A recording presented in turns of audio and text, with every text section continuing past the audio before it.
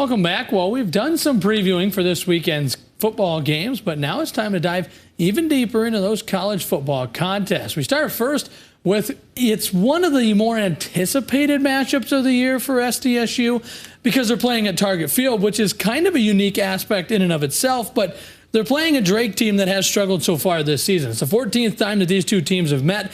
Drake does lead the series 8-5. They've played for a long time now. They played way back in the 1900s, but recently SDSU's had a little more success, and this year with SDSU being number one, Drake being winless, Drake's been struggling. And Anya, this is a game that you get to travel up to later today and get a chance to, first time to be at Target Field for yourself, but then also to watch a football game on a baseball field. Yes, that's really interesting, and I'm looking forward to see Mark Gronowski and the SDSU offense really, go in on Drake and beat their defense offensively.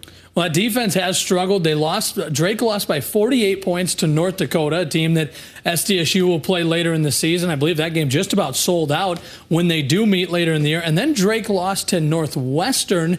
If that sounds familiar, it's because that's the NAIA school from Orange City, who's not too far from here in Sioux Falls. But that's where the concern comes in, right? This is an FCS program that shouldn't be losing to an NAIA school. Whether or not Northwestern's the best NAIA school in the country, I think they are. That's beside the point. And so Drake's down big this year. They're trying to really, put stuff together. But like Coach Rogers said, they got nothing to lose. And he says they have some grad assistants that graduated from SDSU, went on to Drake. So he said they're going to know them pretty well. It'll be interesting to see what Drake tries to do to slow down this really potent SDSU offense that struggled last week. Yeah, I think the Jacks are going to want to get back in high gear and get scoring quite a bit again. We turn to the next game. This one is another intriguing matchup as we talk non-conference. USD versus Lamar. Now, this is the fourth time that these two schools have met. 3-0 Lamar is all-time against them. The last time they met was 2010. And then the other two times they met were 1959 and 1960. So they took a 50-year break, played again in 2010. Now here they are again after a 13-year break. And Anya, you talked with Coach Nielsen about what Lamar is going to kind of feature. And I definitely do believe that the defense is going to have to be ready for Lamar's offense. Their run-pass option is pretty unpredictable. So I definitely think that the Coyotes have to be prepared for what Lamar is about to lie on. Well, and they're going to lean on that offense because USD just came off a shutout, right? They shut down St. Thomas. So Lamar's got to do something differently in order to try to get points on the board against USD, who does have a strong defense. USD, they're trying to find a little more consistency. Lamar, though, a new coach this year, they went 3-19 in the last two seasons. So they're really trying to right the ship from a team that has struggled over the last couple of years.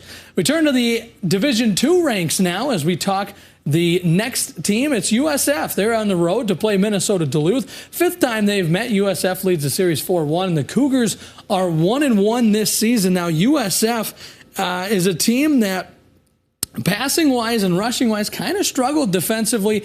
They really kind of got blown out of the water by Minnesota State to open this season, but they bounced back with a nice win over UMary. They're going to go against Minnesota Duluth, a team that does not pass the football. Just 116 yards passing per game.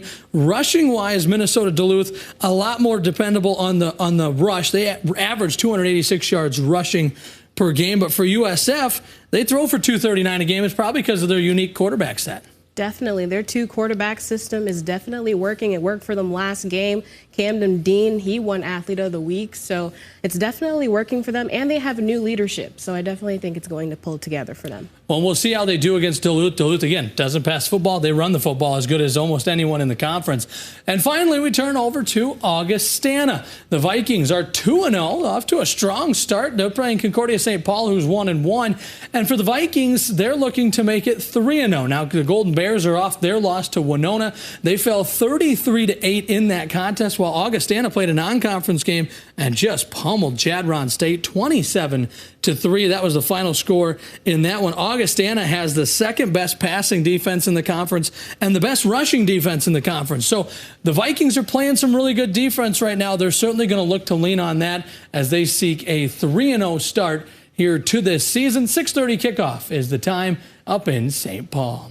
Well, that's a look at our college action. We'll be right back with more Sports Zone Saturday.